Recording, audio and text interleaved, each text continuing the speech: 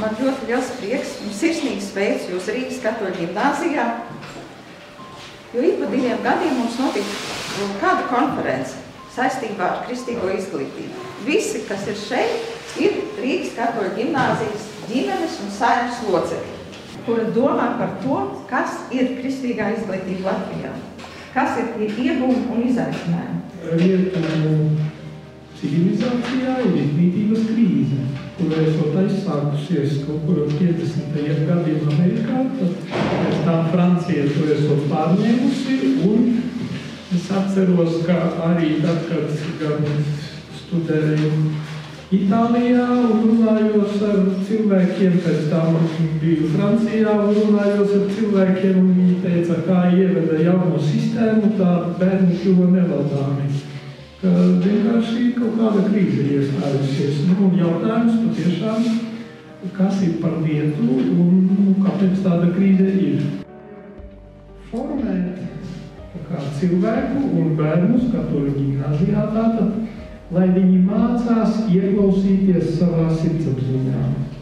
Un lai viņiem tā sirdsapziņa ir kā labi noregulēts instruments, jo mēs zinām, ka sirdsapziņa var būt maldīga. Šī gada tēma, ko aicina domāt un par ko aicina runāt, ir mākslīgais intelekts un izglītība. Vai par to ir jārunā? Pilnīgi noteikti, ka jā. Tādēļ, ka mākslīgais intelekts ir tieši tā līnija, kur ir jāsaprot un jāspēj nevis izlikties, ka tā nav, bet drīzāk gluži otrādi ir jābūt šim cilvēku prātam un jābūt šai izglītībai, kas palīdz cilvēku prātam, kas palīdz skolotājiem, kas palīdz skolēniem navigēt, atrast veidus, atrast spēku, atrast zināšanas, kā mākslīgo intelektu pakļaut, nevis tik pakļautiem.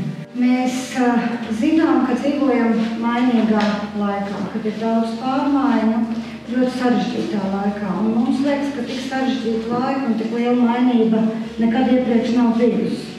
Bet pajautāsim saviem vecākiem, vecvecākiem, ir bijusi, vai ne? Katrā laikā, katrai paudzei ir savi izaicinājumi, ar ko cilvēkiem ir jātiek galā. Un tāpēc ir ļoti labi, ka visos šajos laikos ir kas nemainīgs.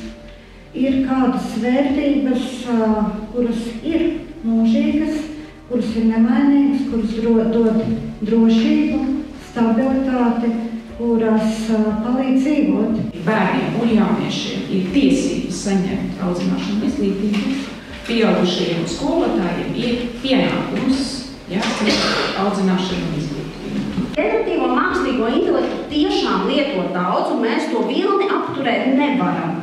Tas nav īsti iespējams, jo, ja mobīlos telefonus, ko mēs visi tagad lietojam, pagāja 16 gadi, lai būtu 100 miljoni cilvēku lietot. Slavenajam ChatGPT pagāja tieši 3 mēneši.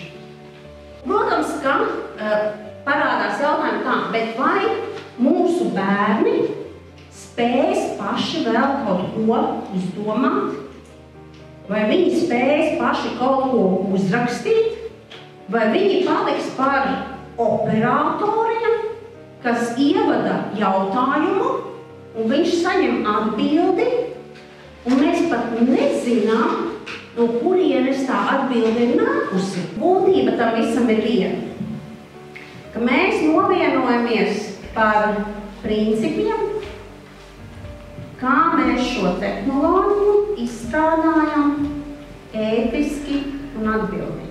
Dažādos vēsturiskas satricinājumu un sociālo kultūras transformāciju brīžos, cik lielā mērā izglītība ir bijusi lietota kā tāds līdzeklis, lai pārvarētu šīs transformācijas.